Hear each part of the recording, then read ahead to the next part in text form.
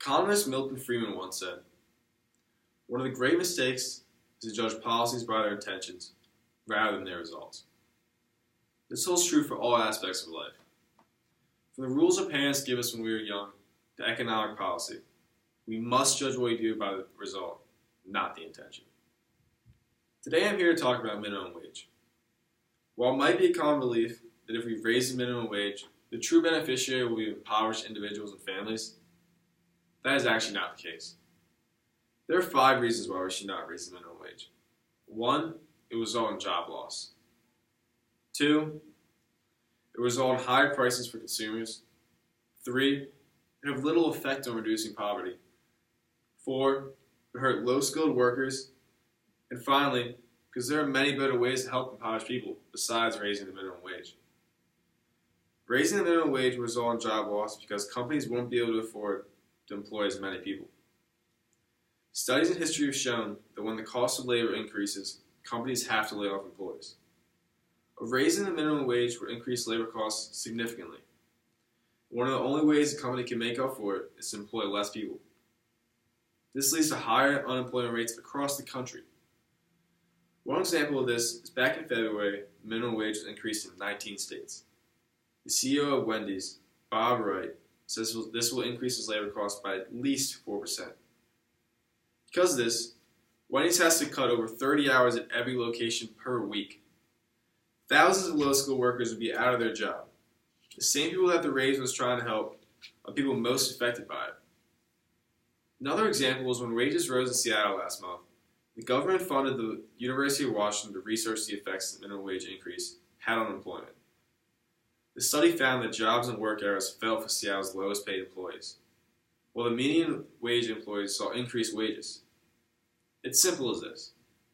People who keep their jobs get more money, while those who lose their jobs or fail to get new ones suffer. This will lead to higher poverty rates and an increased wage gap. If we were to implement a minimum wage across the nations, hundreds of thousands of people will be out of their work. And the majority of those people out of work are young, low-skilled workers that can't get a job anywhere else. Raising the minimum wage would also raise prices on most goods. Because the cost of labor is higher, these companies will be forced to raise their prices. Supporters of the wage increase always say they want to redistribute the wealth from the wealthy business owners to low-income workers. Most of these low-income workers work for small firms. They can only afford higher wages by raising prices. The ones that are most hurt are the customers. This includes the low-income workers that are so-called benefited by this raise. While the low-income workers are earning more money, increased cost of goods greatly outweighs the increased earnings. This also affects the entire economy, as everybody would have to be paying more for goods they buy every day. In 2012, the Wilson Review found that in a review of more than 20 minimum wage studies looking at price effects, found that a 10% increase in the U.S. minimum wage raises food prices by up to 4%. The Consumer Price Index also found that after the 1997 federal minimum wage increase, overall restaurant prices increased. And companies that hire more low-skilled workers have their prices increased by double. The increase in price will hurt every individual in the United States, as well as the economy as a whole. But more importantly, it will hurt low-income people. Again, the same people that this raise was supposed to help. One of the biggest problems with raising minimum wage is that it would have little effect on reducing poverty. Only a few workers that are expected to gain from raising the minimum wage live in poverty. While many people believe that by raising the minimum wage, you're most directly affecting poor and impoverished people, that is actually not the case. Less than 1 in 5 minimum wage workers aren't below or even close to the poverty line. The majority of people that are working these low-skilled jobs are teenagers or young adults with a median household income of at least $50,000. They aren't the head of a poor family. The sizable share of benefits of wage increase would not go to poor families. Raising the minimum wage does not address the real problem facing people that are below the poverty line. Most impoverished people do not work for minimum wage. They actually do not work at all. Over 3/5 of individuals living below the poverty line are unemployed. Only 13% of workers that earn minimum wage are impoverished, and nearly 2/3 of minimum wage workers living in households twice the poverty line. This means raising the minimum wage really only affects a very small percentage of impoverished individuals and families. While supporters of the increase have the right intentions, in reality, the amount of poor families the wage increase affects is vastly overwhelmed by how much the increase hurts those same poor families. This brings me to my next reason why we shouldn't raise the minimum wage. Individuals most hurt by the wage increase are low-skilled workers. Evidence shows minimum wage increases disproportionately hurt people they're supposed to help. We already know the wage increase could only potentially help a very small portion of individuals and families below the poverty line. But the raise doesn't only not help them, it hurts them. Families aren't poor because of the low wages, it's because they don't have jobs.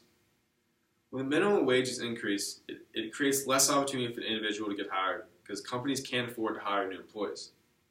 Without an opportunity to get hired and price increases on everyday items, the wage increase puts poor families in a hole that's nearly impossible to get out of. For example, in the same study I mentioned before in Seattle, the researchers state that the wage increase led to more workers losing their jobs and a higher poverty rate. In addition to lower employment and price hikes, low-skilled workers have to compete with teenagers from wealthy families with a better education. All around, the raise puts the majority of poor families in a very difficult situation. My fifth and final reason why the minimum wage shouldn't be raised is because there are plenty of better ways to help impoverished people. One way is to raise the Earned Income Tax Credit, or EITC. The EITC is a refundable tax credit for low to moderate income working individuals and couples, particularly those with children. The amount of EITC a person receives is based off the individual's income and number of children. Basically, the whole reason the EITC was put in place was to allow poor families to pay significantly less in taxes. The special thing about the EITC is that it's tailored to everyone's individual needs. For example, if a single mother with 2 kids in New York worked 2,000 hours a year at the state minimum, which is $9 an hour, she would be entitled up to $5,572. This is the equivalent of raising her wage to $11.79. If she had 3 children, she would get another $657, raising her wage to $12.13. By raising funding for the Earned Income Tax Credit, we could give poor families bigger tax cuts and more money to help their kids. If the minimum wage is raised, the country only helps a very small amount of impoverished families. It hurts the majority of these same families. When the EITC rises, we can help these people without having adverse effects on every person in this country, as well as the economy as a whole. But more importantly, by raising the EITC, we are helping 100% of people that need help, far greater than any wage increase would. In conclusion, I believe we shouldn't raise minimum wage because of the 5 reasons I stated before. A wage increase will result in job loss and high prices for consumers, all while doing very little to reduce poverty and actually hurting the people that their wage increase was supposed to help. This is because the rising cost of labor would force layoffs and price increases. And with only 11% of minimum wage workers being at or below the poverty line, it is clear that raising wages wouldn't affect many impoverished people. What the country should be focusing on if we really want to help impoverished people is raising funding for the EITC. This way, the people who really need the help get it, and the whole country doesn't have to be negatively impacted. While I know supporters of raising the minimum wage have good intentions, the results will not be beneficial to low-income individuals and families. This is why we as a country must urge our lawmakers to oppose a raise in the minimum wage. Instead, let's urge our lawmakers to raise funding for the Earned Income Tax Credit. And let's all make an effort to reduce poverty. Thank you.